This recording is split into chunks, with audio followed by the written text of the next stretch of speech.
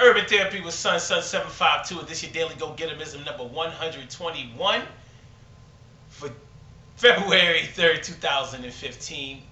We're doing this for Black History Month from the 1st to the 28th. And today I want to talk about not just a black man, but a black organization, and that's the Black Panthers. The Black Panthers organization was started back in the 60s in Oakland, California. The Oakland, San Francisco area, and they came together to fight for the street rights, not just the rights of black people in particular, but definitely the rights of black people on the streets, like police brutality and other ways to deal with white supremacy. And the Black Panthers were all about community awareness. They did a lot of things in the community. They were about family, they were about unity, and they were definitely about protecting themselves by any means necessary, whether it was through peaceful means or violent means. But they definitely didn't present themselves as a docile organization that hinged on nonviolence.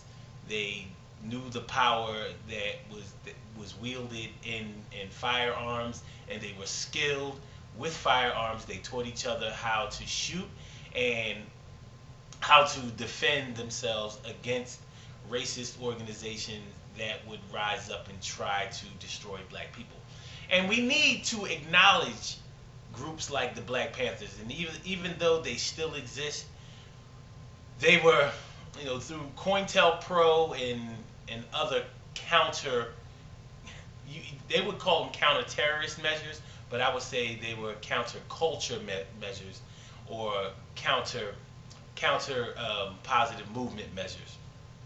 They didn't want to see black people knowing what the cops were able to do with them and be able to thwart their efforts through nonviolent measures, as in the way of showing that they knew what laws that were afforded to them, and they taught those laws to black people. So shout out to the Black Panthers. I also want to talk to y'all today, as far as the daily Gogetemism is concerned. I want to talk to y'all today about the first time that you do something, busting your cherry. And I'm not just talking about sex, but that is what we associate busting our cherry with. But on the real, the first time you do something, you can never, there's so many things centered around the first time you do something, because the smell of it, the taste of it, the unsurety about it, the innocence of it. When you're being introduced to something by somebody that you love and that you trust, or that you know, and you may feel a certain enthusiasm about it, but sometimes if it's new and it's exciting, it's hard to ever get back that same feeling that you had the first time that you do something. And that's whether it's the first time you meet someone that you love, the first time you go to a concert, the first time that you start a new job, the first time that you meet a girlfriend or a boyfriend, the first time that you have sex, the first time that you ride a motorcycle, the first time that you fly on a plane, the first time that you form a friendship, the first time that you fly overseas, or go to a different country, ride on a roller coaster, get in the bumper cars. Like the first time, it's so new to you. Even if you want to do it, the first time is really special for most things. But a lot of people spend the rest of their lives trying to recapture the first time that they did something. And you can't recapture the first time that you did something, because you don't know about things when you do them for the first time. It's your introduction. So you can't get up that same adrenaline that you had the first time when you get to know something. But that doesn't mean that once you get to know something that it's not good anymore, or that it's not as good as the first time. It's just different from the first time that you've ever done something. And some people try to recapture that. I'll tell you like this.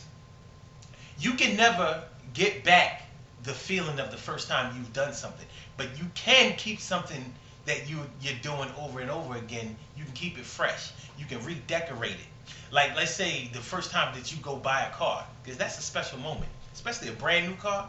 The first time you go buy a new car is special, You know, you might want all of the trimmings that go with it. You might have saved up your money, you know, and really scouted out and shopped for the car that you wanted, and then you're gonna go buy your car. So you might be wanting to get some tint on the windows, some rims on there, some fog lights if it didn't come with them, you know, things like that. And but even if you didn't do all of those things to your new car, you can always get an engine kit or a muffler kit, something to make your car sound faster, or you can add a few cams to make it, to give it some more horsepower and make it go faster.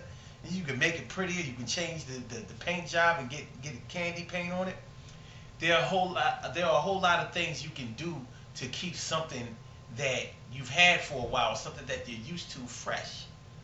And that's what we have to do in our relationships. You have to do things to keep it fresh. So do that. You know what I'm saying? It don't have to be like the first time. Things can be better than the first time. Because sometimes the first time when we do things, we make big mistakes. And sometimes those mistakes scare us from ever trying it again. I don't want that to happen. You don't want that to happen. You want to do it again. You want to do it again over and over and over if it's good. And now I'm not talking about the first time you get high. Because sometimes that's the thing that people do over and over and over because it's good. But that's not good for you. I'm talking about the more positive things. Things that add spice to your life. And yeah, I know sometimes for some people, getting high for the first time or getting drunk for the first time can add spice to your life.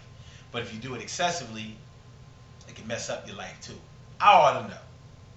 So, yo, good things happen to those who wait.